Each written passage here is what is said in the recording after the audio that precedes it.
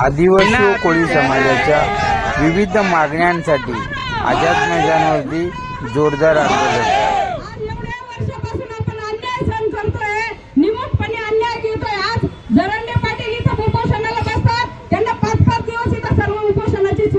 मागणी आमची एकच आहे। 1950 पूर्वीच्या कोळी नोंदीवर सर्व आदिवासी महादेव मल्हार डोर टोकरोकळ्यांना जातीचा दाखला आणि जात वैधता प्रमाणपत्र द्या। जसं TSP मध्ये आपण देता तसंच OTSP मध्ये पण द्या। हेच एकच मागणी आमची। हे बोलत या संदर्भात कोणाची भेट घेणार आहे? बोलत एक मिनिट बोलतो। आमचा विषय हा 2 विभागाशी निगडित आहे। जातीचा प्रमाणपत्र हा महसूल विभाग म्हणजे चंद्रकांत बावनकुळे साहेबांच्या विभागाकडे येतो आणि जात वैधता प्रमाणपत्राचा विषय हा आदिवासी विभाग म्हणजे आदिवासी मंत्री डॉक्टर अशोक उईके यांच्याकडं। ह्या दोन्ही मंत्र्यांसोबत जर आमची सकारात्मक भेट झाली आणि भेटीमधून विषय त्यांनी समजून घेतला आणि आमच्या दोन्ही मागण्या मान्य केल्या तर त्याच्यावर म्हणजे प्रश्न सुटू शकतो। तर ह्या दोन्ही मंत्र्यांसोबत आमची चर्चा व्हावी, नाही तर सुप्रीमो जे आहेत या राज्याचे मुख्यमंत्री माननीय देवेंद्र फडणवीस साहेब यांच्यासोबत जरी बैठक झाली तरी आमचा प्रश्न सुटू शकतो। आमचा आग्रह आहे की या तिन्ही मंत्र्यांकडे आमची बैठक लागेल। काय महत्त्वाच्या मागण्या आहेत आणि तिकडे सरकार का दुर्लक्ष करतं? आमची मागणी एकच आहे, या राज्यामध्ये एकच कायदा आहे, इक्वॅलिटी बिफोर लॉ। अनुसूचित क्षेत्रामध्ये महादेव कोळी, मल्हार कोळी, ढोर कोळी, टोकरे कोळींची कोळी नोंद दुर्लक्षित करून त्यानं जो जमातीचा दावा केलेला आहे त्याला त्या जमातीचं वैधता प्रमाणपत्र घरपोच मिळतं। अनुसूचित क्षेत्राच्या बाहेर ज्या राहणाऱ्या 5ही जमाती आहेत, महादेव कोळी, मल्हार कोळी, ढोर कोळी, टोकरे कोळी, या जमातीची प्रकरणं जेव्हा पडताळणी समितीकडे जातात तेव्हा त्याची नोंद कोळी आहे म्हणून त्याची सर्रास प्रकरणं 99.9 म्हणायला हरकत नाही ही प्रकरणं अवैध होतात। मग हा खूप मोठा दुजाभाव आहे, कारण भारतीय संविधानानं समानतेचं तत्त्व स्वीकारलेलं आहे। त्यांना जो न्याय तोच आम्हाला न्याय असायला पाहिजे। त्यांना कोळी नोंदीवरून वैधता प्रमाणपत्र मिळतं तर आम्हाला सुद्धा मिळालं पाहिजे।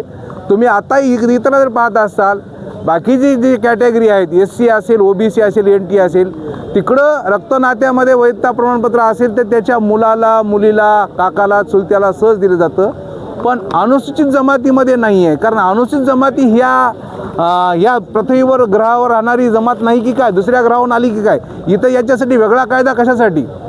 अनुसूचित जमाती वगळून बाकीच्या जमातींना लागू, म्हणजे किती विपर्यास, किती कायद्याचा भंग या महाराष्ट्र राज्याचा आदिवासी विभागच करतो। माननीय मुख्यमंत्र्यांनी, देवाभाऊंनी याच्यात कोकण विभाग सर्वप्रथम मी काय यांचं न्यूजचं चॅनल नाव काय मग परत या जरा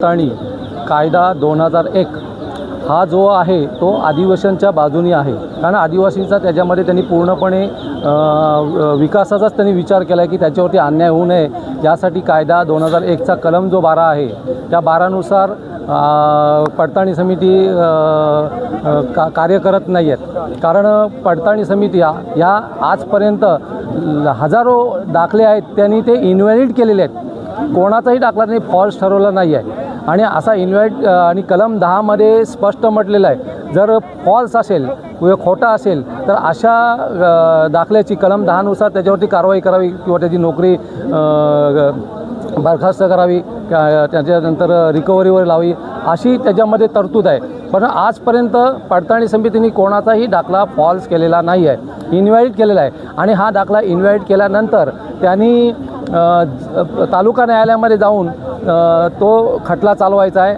आणि तिथे त्यांनी ते सिद्ध करायचं आहे की हा फॉल्स आहे। जर कायद्यामध्ये दाखला देणाऱ्याला जर शिक्षेची तरतूद असेल तर तो दाखला देणारा SDO आहे तर तो कधीच बोलणार नाही की मी खोटं दिलेलं आहे, आणि तो स्पष्ट सांगेल की मी याला नियमानुसार दिलेला आहे, सखोल चौकशी करून दिलेला आहे आणि त्यांनी जो दाखला घेतलेला आहे त्याची आमच्या रजिस्टरला नोंद आहे, त्यांनी कुठून काय बनावट डॉक्युमेंट किंवा स्टॅम्प शिक्का मारून तयार केलेला नाही आहे, त्यामुळे हा आम्ही दिलेला दाखला तो खरा आहे। आणि ही